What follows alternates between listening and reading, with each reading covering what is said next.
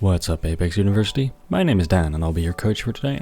So yesterday, after 2 incredibly busy weeks, I finally had some time to sit down with my friend Elliot and play some games of Apex. Now, aside from not having played much in these last 2 weeks, I also just lowered my sensitivity by about a third. So in these games, I knew I just wanted to increase my aim a little bit, get used to the new sensitivity, and I wouldn't be able to depend on it much. So we're landing here in River Center, right in front of the bunker. The teammates don't break off, so we'll end up landing on the same houses. I decide to end up turning back here and going down to an unlooted house so that we don't have to fight over loot. And while I do that, I spot that the boxes in front of bunker have been opened, so I let my team know that there's possible enemies nearby. Elliot confirms this. He finds some enemies in the house near him. Now I don't have an armor, so I'm quickly finishing up looting the house just in the hopes of finding one, but I do go and help out my teammates. Now in this game, you'll notice that our teammate leaves really early and almost every fight involves multiple teams, so I just wanted to walk you through a bit what went on in my head and the strategy we used to still pretty easily and comfortably turn this into a decent kill win. So our teammate goes down inside. I'm not pushing through my own grenade nor the toxic gas here because it's been buffed. I don't have armor, so I don't want to take this damage right now, even though I could heal it, especially if there's people camping in the house ready to jump out. Elliot punches this hawk down. I know the last guy has to be inside, and I spot his head peeking out behind his trap there, and that's an easy teamfight win for us. So we end up looting here in River. Our teammate has already left. We finish looting up, and eventually, while we're looting, we hear a fight going on the other side of caves. So we decide to go over there, and we end up chasing a team all the way towards Skulltown. There's one down here. So let's pause the vid right here for a second and talk about what I think about going into a fight like this. So I know that there's more than one teams because I can hear them fighting. And I can see some boxes on my right. Because of that, I could use some half cover in front of me if I see any enemies isolating themselves or trying to run out to heal for some quick kills, which could lead me to going in. Or if that's not the case, I can use some corners for full cover and just peek and wait for an opportunity or for more information to see how I want to approach this situation.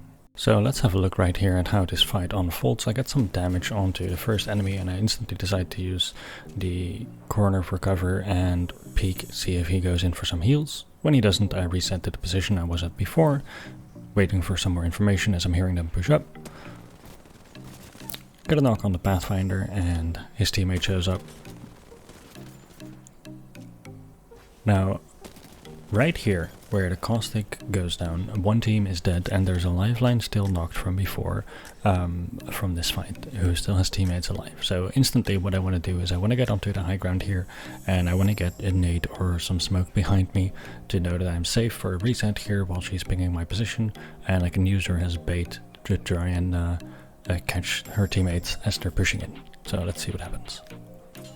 I threw my ultimate as well for good measure here, but given that this area has so many buildings that you can dodge into quite quickly and easily, and I don't know where any of these enemies are or how many there even are, this was not a good ultimate, this was a mistake. What? And we're pausing again right here because we got some more information. Now we know that this enemy is a Pathfinder with purple armor and he also has an R99 just like me.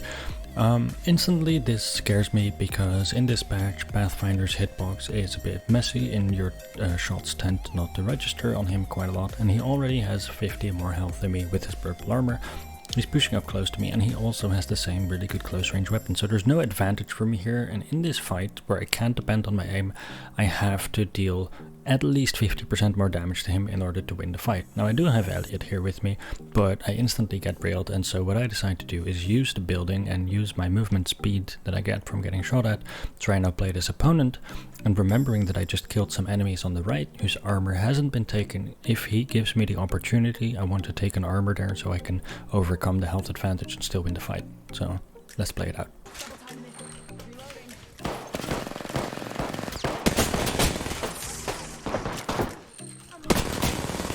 Low. I'm blocking this door, you can't get through. I got armor. He jumped out. Perfect.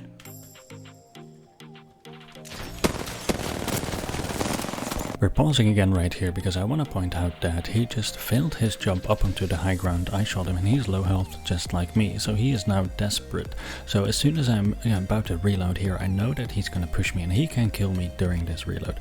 It is very important that I use my movement speed, or in fact any normal speed that I have, to get to the cover on my left. But much more importantly than getting to the cover on my left is understanding that he's probably going to turn that corner instantly and try and reel me.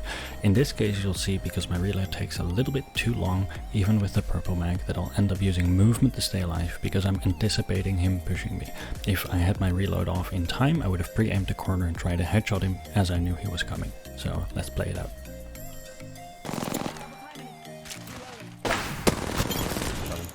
That was my last.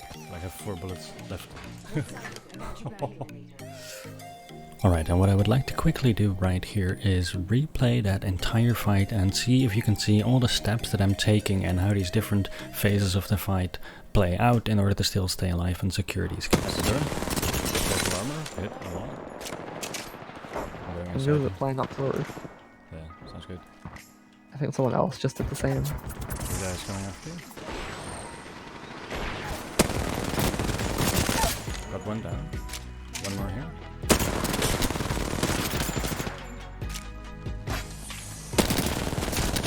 Down, one more below.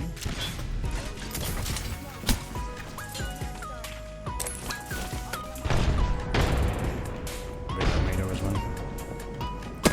Rolling away, over here. His teammates are going through us.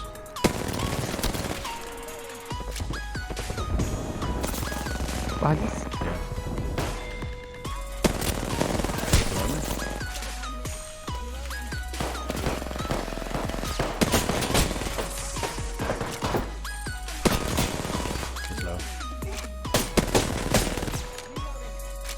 I'm blocking this door, he can't get through. I got him. He jumped out.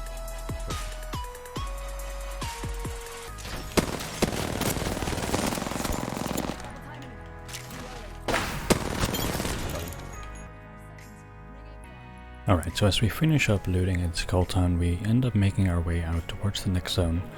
And right in front of us we spot 2 packages. One that has already dropped, that we're fairly certain is natural since it hasn't been taken in quite a while.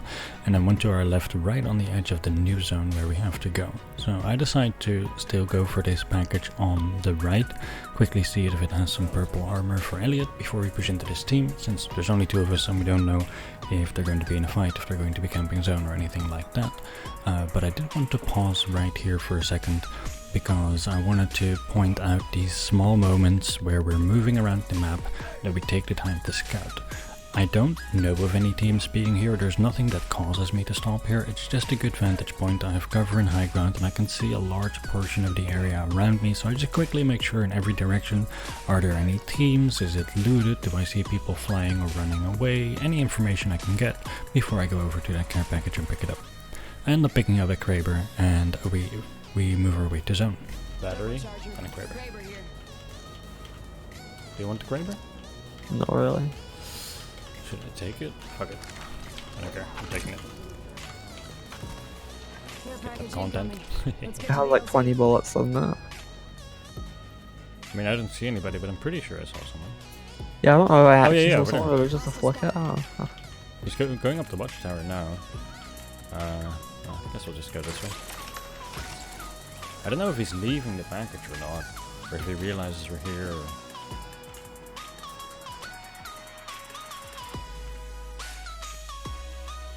swinging around wide so he doesn't hear us.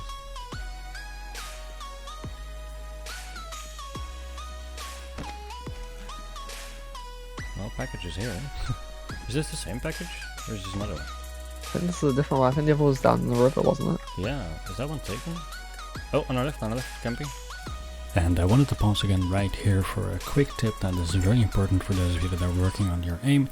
Whenever you see an opponent that is not pressuring you, that is looting or that is crouching and barely strafing like this guy right here, the same goes for people that are scoped in on a sniper for too long, you really have to teach yourself not to instantly take a shot, but to aim for the head. This is so valuable. This can lead you to free kills, that can lead you to great engages to win team fights. So whenever you catch yourself shooting somebody that isn't strafing or isn't moving a lot or isn't aware of your presence and you're not hitting headshots, remind yourself that that's a mistake. Calm down and go for the head.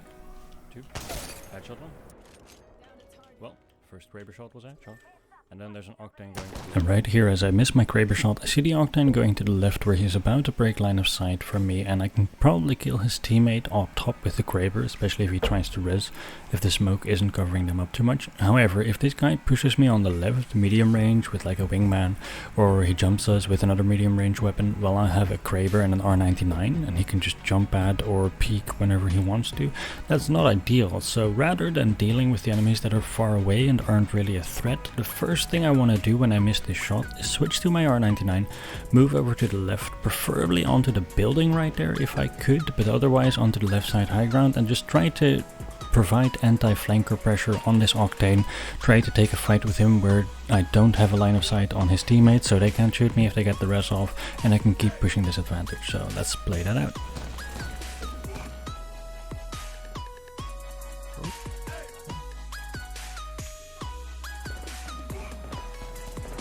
He has purple armor, hit him 50.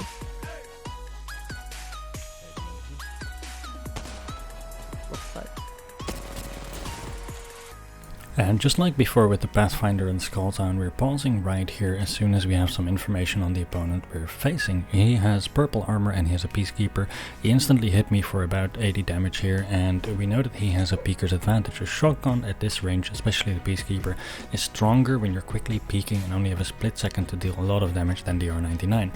What I have to do here is not overcommit to my mag. It's perfectly fine to peek, shoot 3 bullets and duck down again if it avoids his Peacekeeper shot, and I have to try and bait out his shots as much as I can because the Peacekeeper is very slow and any damage I can get on in between is very good. Please keep in mind as you're watching this fight that this is only possible because I preemptively took the high ground knowing where he was going to be and where he was going to push from, and if I hadn't done that I would have most certainly been dead here. Is certain? I'm pushing up. Purple armor broken.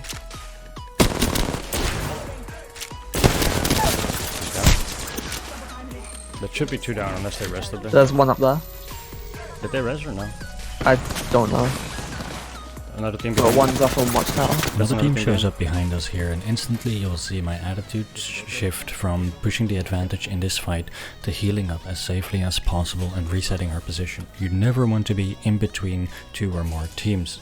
Think of team fights like a big sandwich. No matter what's at the bums or how much is in it, everything that's in the middle is dead meat. You never want to be the focus of multiple teams at once. So we dug out and used my ultimate to create some space. I know that I'm going through it and taking damage from it, but it's very important to me to use the ultimate to switch our position here because we're just so stuck in such a terrible spot, and anything for a reset is worthwhile right now.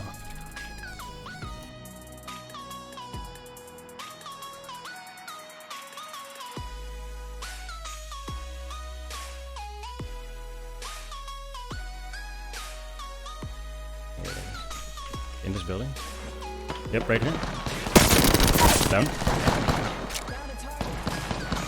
Up on the wall up top, right? Yeah. In this position, rather than shoot back, I decide to slide down because against other snipers or weapons like the wingman, it's not worthwhile to peek it. I run on cover. If they're shooting me with something like an R301 or a Spitfire that I could just strafe out a bit, I may have gone for a shot. But as you can see, I'm just using the corner for cover, taking some pot shots, figuring out their position, seeing if I can secure some kills on the way. As long as there's no real team way to fight this team or to push them, I'll just focus on what we have in front of us until eventually they push and we can catch them out.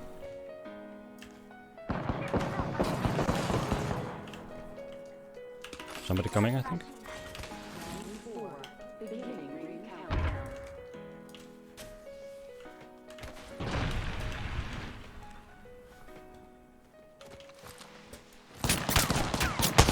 Hit him, broke his armor. Right up as well.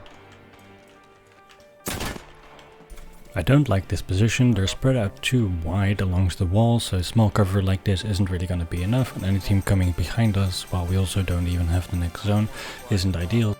Now my plan here was to push the team onto the wall by rotating towards zone and finding a way up there. However, we noticed that the team behind still hasn't rotated out. They're even farther outside of zone and there should be one player down, so I decided to push it. I am careful if the team's spamming us from the high ground and keep in mind that this fight can't take too long or they might show up to try and third party us. I end up jumping down for heals and I block the door in case somebody wants to jump after me. Now originally my plan was to keep going out via the bottom and rotate back up top, but as Elliot jumps down I decide to use it as a trap, and even if I take some damage by climbing up here, I can bait somebody in right as Elliot has healed. So I decide to push to the top with my newly found confidence and finish out the fight. As this is going on, I do keep aware that there's a team behind us, and as I finish out this fight, I killed a lifeline with purple armor, so I want to grab her armor as quickly as possible, so I don't have to spend time healing, and hopefully I can bait the last team into pushing us here. If this last team pushes us as they end up doing, I know it's going to be 3 of them, but we have a high ground position and they're going to be quite thirsty, thinking that we're low from this fight and wanting to catch us looting or healing, so arc stars and other explosives are your best friend here in trying to force them into bad positions, trying to isolate them, get one of them to back off, 2 of them to push alone, and kill them that way. I see the Bangalore pushing alone, so I'm ready for her, and a quick clean kill to start off the fight. Her teammate apparently doesn't really care much for his life as he shows up without armor and goes down quite quickly. And it's just clean up from there. I can heal here if I have to, if I take too much damage, and Elliot's got it, since he still has all of his armor. Pathfinder ends up getting away, but solid engage for a 2v3. Actually around the back of this building. Yeah, you can get it. If my shot's actually red, then...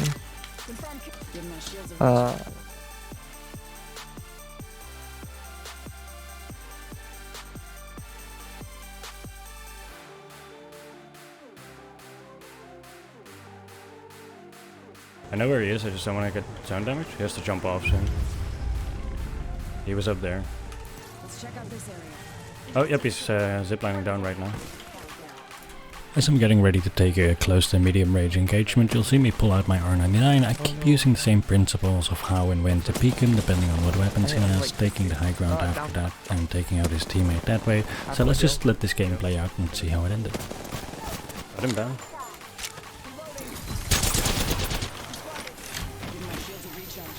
Nice, I got this, I'm good. Okay, I'm coming. He dropped his ulti on me. God, it's fucking obnoxious, I hate this song. Yeah. On my left. Yep. I'm stunned. His Pathfinder and his armor's broken. Used the battery, but it's broken again. Got him. I'm still stunned. Is the guy above still alive? Oh, yeah, on me. Coming? Sorry, that one. Okay. Why can I not melee? We both can't melee. We've missed every. I'm down. He's It's one. okay, I'm coming. Oh, don't do this to me. He's trying to finish me, but he's bad. Like, literally, we both missed our melee 6 times. Just spinning in the circle, Nebra was punching. I didn't want to laugh at it because it's happened to me so many times. Yeah, well played. That was fun. That was a fun game. I just couldn't land a single shot with a Mastiff. That has also happened to me a lot of times. Like, it just didn't register a single shot. Hey, 2K.